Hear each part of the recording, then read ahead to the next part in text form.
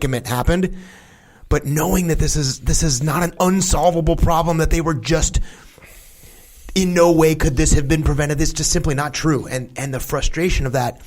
And when I picture just the conversation of the person in charge telling a subordinate, do it or else, just the philosophy that I lead through my authority and the catastrophic events that happen, that has, and in this case, we're talking human life. I mean, this is a catastrophic thing, but that same approach and how often leaders are emphatic in what they want, not recognizing just how destructive that is to them as a leader. And then I'm sitting here trying to picture these guys up in a helicopter looking down, and the sickening feeling they must have had of this is what did I create? How did this happen? Well, it happened because of you, because you as a leader demanded things happen the way that you want.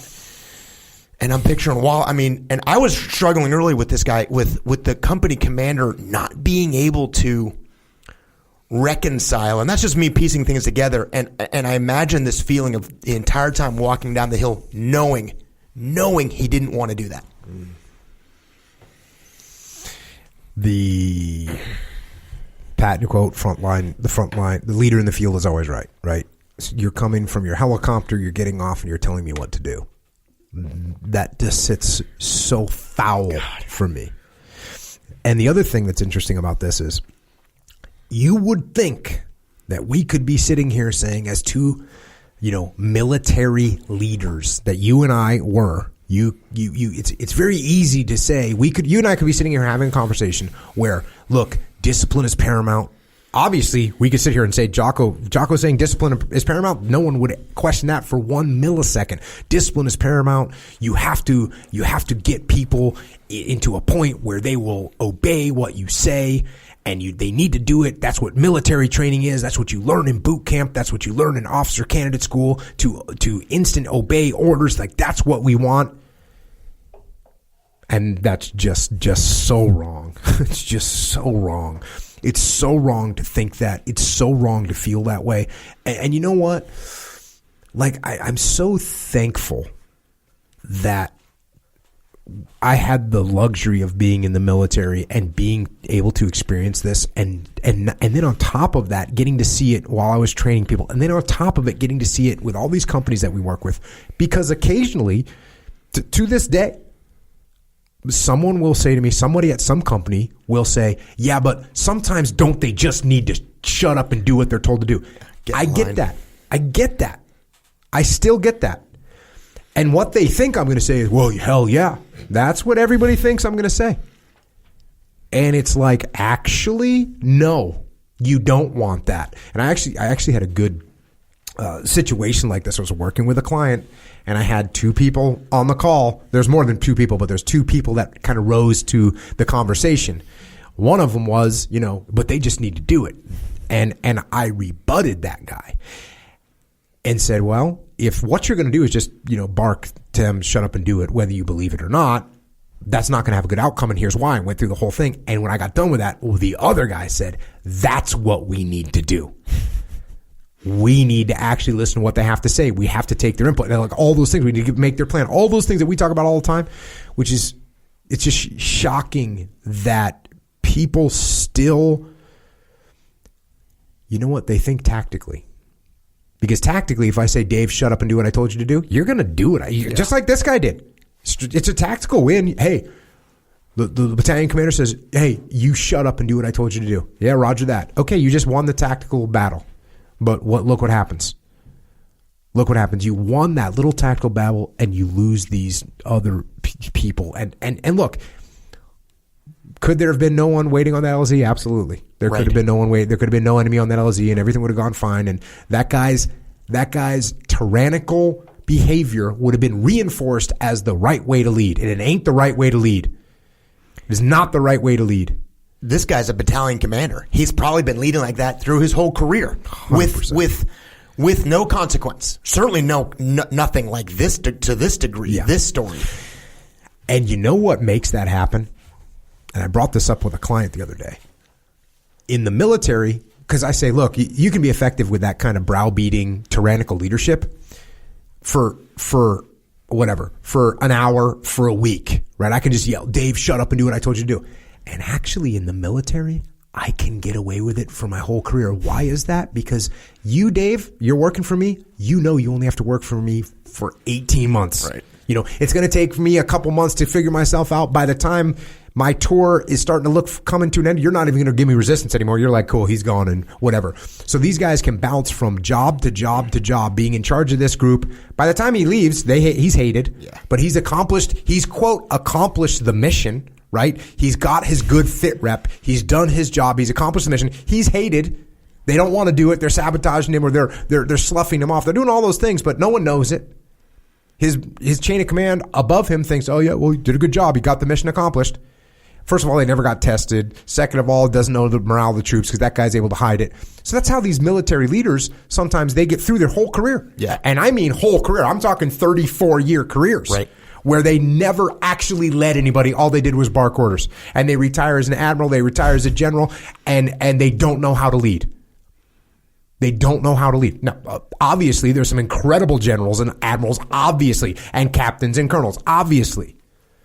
But just because you became an admiral or you became a colonel or you became a captain or you became a general, that doesn't mean you knew how to lead. And you know what? If you were a tyrannical leader, you can get away with that in the military. Yeah. You can get away with it because it's only a 2-year command. No one wants to. Guess what? Everyone below you actually also wants a good fit rep. So you want a good fit rep, so you're going to bark it at everyone, and everyone below you just wants a good evaluation, so they're just going to kind of follow your lead and put up with it. That's self-preservation. I saw that in my career all the time too. And we had a term for it. We called it a run out the clock scenario. Mm-hmm. And we'd sit, and we'd have, the young captains, the junior guys would sit around and it was just us and we'd vent and we'd get frustrated and I'd see people complain and I'd see my peers getting this off their chest. And when you do the calculation of, hey, what are we going to do about it? Are we going to push back? Are we going to fight back up the chain? In the end, the conclusion is always, just run out the clock, man. Mm-hmm. This guy's gone in 7 months or whatever, or this guy's gone in 7 months. And by the way, we got a 2-month trip here. He's not coming with us. We got this, we got that. He's going to this thing, and it's really, what is it? We're going to be face to face with him for another month. Don't worry about it. Right. Suck it up. And I don't mean to paint some picture that we just sort of resigned ourselves. Really, what it was, I'm going to focus my energy on my guys. Yeah, I'm not going to waste my time with this guy, but it does create that it helps perpetuate the scenario just described. And, to whatever small percentage, there are leaders in the military, just like every other organization, that got their way. They got their way through, and they're not good leaders because they do exactly this. And I'm thinking too of not just a scenario where you're my subordinate leader and I go, hey, I want it done this way, Jocko. And you're not like, well, I was kind of thinking maybe plan B is better than plan A. You're saying, Dave, no way, man. What better position for me as a leader to have a guy who the more emphatic you are about what you're doing, it's likely that the more loyal you are and the more you want the outcome to be good. That's why you're pushing back. And if you're in a leadership position and your people are pushing back aggressively, that's even more of a reason to listen to them, because there's clearly something. And what always happens is we see people meet resistance with resistance.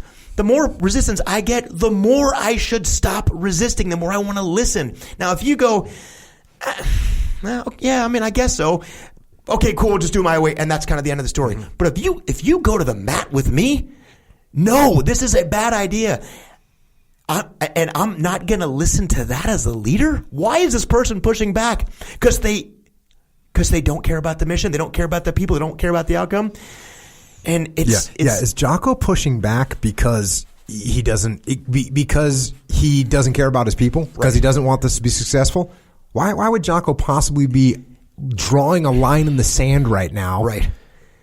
Yeah, there's a you want to know what the reason is? There's a reason. There's a reason. There's a damn good reason. You need to figure it out. And also in this scenario we're painting where you're my subordinate leader, I also have to give you a little bit of credit that you recognize you are putting your career at risk.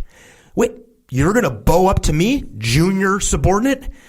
I have to recognize that you even realize that this is a sketchy move you're making right now. You're going to the boss and telling him no. You don't think the subordinate leader recognizes the risk that he's taking by digging in a little bit and going, boss, this is a bad idea. I mean, of course, I'm sitting here with the luxury of having benefited from all the things that Echelon Front has done and all the things that you've written about and all the podcasts I've listened to. It doesn't make it any less easy to hear this story and picture that conversation and know that that tyrannical leadership is widespread and it's all over the place and it doesn't work. It's frustrating to listen to that story and you think about, the catastrophic outcome. But even the subtleties of people leading through, hey, at the end, we can go back and forth, but in the end, you're gonna do it my way. What a devastating approach that is to leading the people around you. Horrible in every possible way. So, digging a little bit deeper on this. There was some people that wrote in to historynet.com and asked Michael Christie for some more amplifying information. Here's one of the letters that got written in. The article Last Stand at LZ Hereford by Michael Christie had me living the experiences as if I were there. I served in Vietnam with the Marines, including 40 days under siege at Con Thien in 1967. We always feared a human wave attack like experienced by the soldiers at Hereford. I would like to know if Lieutenant Colonel Rutland Beard was ever charged with negligence for ordering Charlie Company Commander Captain Don Warren to leave his mortar platoon behind in a vulnerable position with no infantry support while the rest of Charlie moved out. Also, I was curious to know if Staff Sergeant Robert Kirby was recognized for his harrowing attempt to lead a small group of soldiers and journalist Sam Caston to safety. I have to wonder how John Spranza, who was badly wounded and played dead before his rescue, and the other survivors are doing today after their dreadful experience. Well, for one thing, we know that Staff Sergeant John Kirby, though not named, was written about in a very negative way in this other manual. But guess what? Michael Christie responded. And here's his response. As one would expect, the horrors of the massacre at LZ Hereford had a tremendous impact on the lives of all those involved. Captain Don Warren became an alcoholic and eventually committed suicide.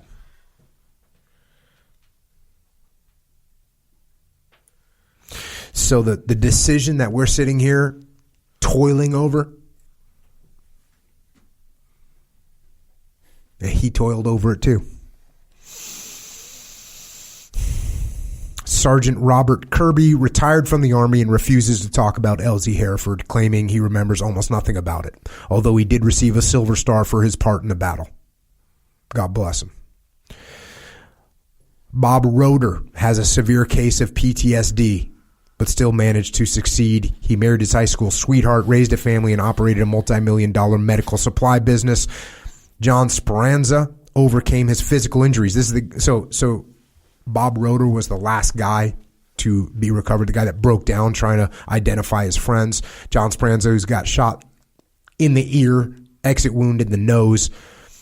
John Speranza overcame his physical injuries but suffered from emotional damage. His drinking led to 3 divorces, yet the same determination that saved his life 46 years ago allowed him to work successfully in 2 long careers, first in the printing industry and then as a rural postman for 20 years. He and his wife of 26 years are retired and live in northern Georgia. Charles Stuckey died of cancer 6 years ago. No one has heard from Isaac Johnson since LZ Hereford was overrun. No official record exists on Rutland Beard receiving any reprimand. He retired from the Army as a colonel. As for the company members who rushed to the rescue, all are still horrified by the carnage they witnessed once they reached LZ Hereford.